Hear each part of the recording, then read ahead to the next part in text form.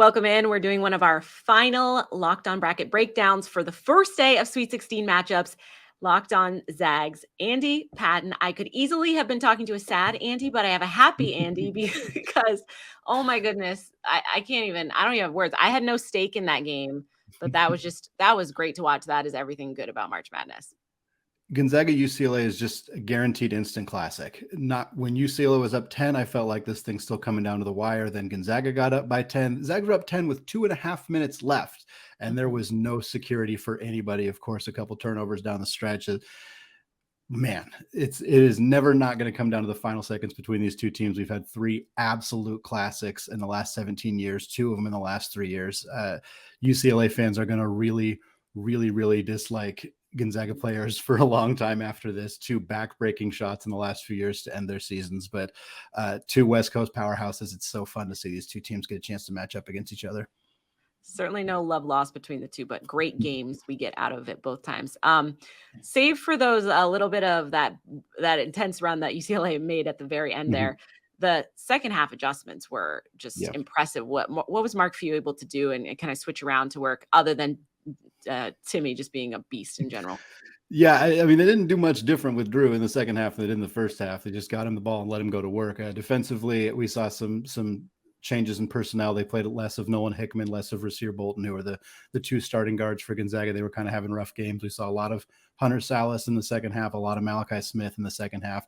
Those guys are just better on-ball defensive players. Certainly didn't hurt that Malachi Smith went on an offensive scoring spree at a really critical time for the Zags. And I think out of that, a lot of it was kind of just wearing UCLA down. We saw Mick Cronin. They attempted to start to slow the game down early in the first half after they kind of built up a big lead because they knew we're missing Adem Bona. We're missing Jalen Clark. We don't have as many of our players as normal, and we can't run with the Zags for 40 minutes. And so they tried to slow it down, but once we got in the second half and once Gonzaga got going, UCLA, I just think they didn't have the energy. They were gassed. And I mean, you could see it on Jaime Jaquez. He was just worn down. And eventually, this is kind of how Gonzaga beat Memphis last year in the NCAA tournament when teams try to run with you, let them.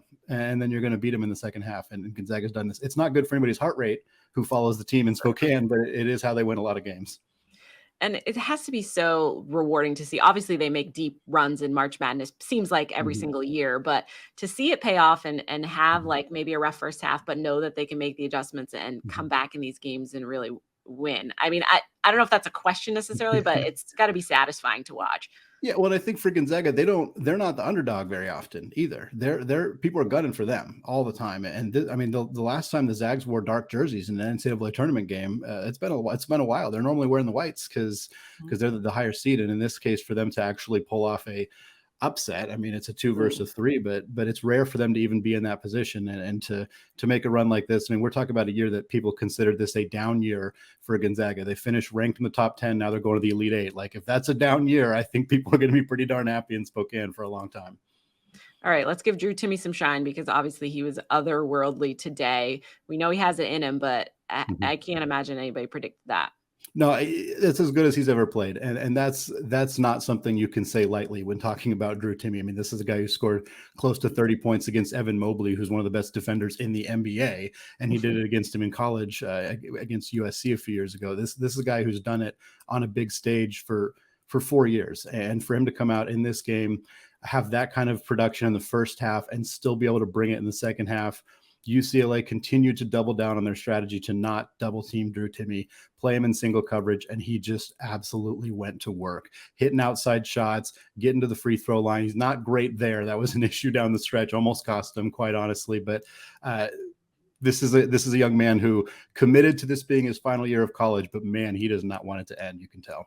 Certainly not. He's definitely playing like he doesn't want it to end. We talked earlier this week. You said if they were lucky enough to advance to the Elite 8, which they are, you didn't want UConn. They looked as good as you can look earlier today. How quick and how soon? I'm sure Mark Few's already thinking about it probably. Do you have to get ready for them, and what are you expecting in the next round? Yeah, that UConn-Arkansas game was a perfect proof of why I didn't want to face UConn in the Elite 8.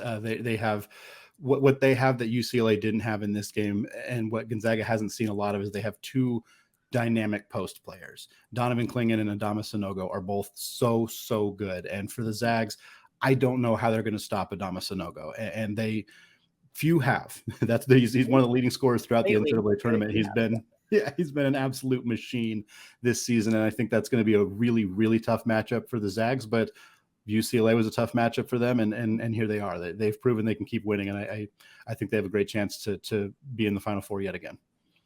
An absolute classic, I think we saw tonight for sure. Definitely want to check out Locked On Zags because I would love to hear all about when you guys break that down. Of course, Locked On College Basketball as well. You guys cover everything throughout March Madness, so all of our viewers should check that out. And of course, everything is a part of the Locked On Podcast Network, your team every day.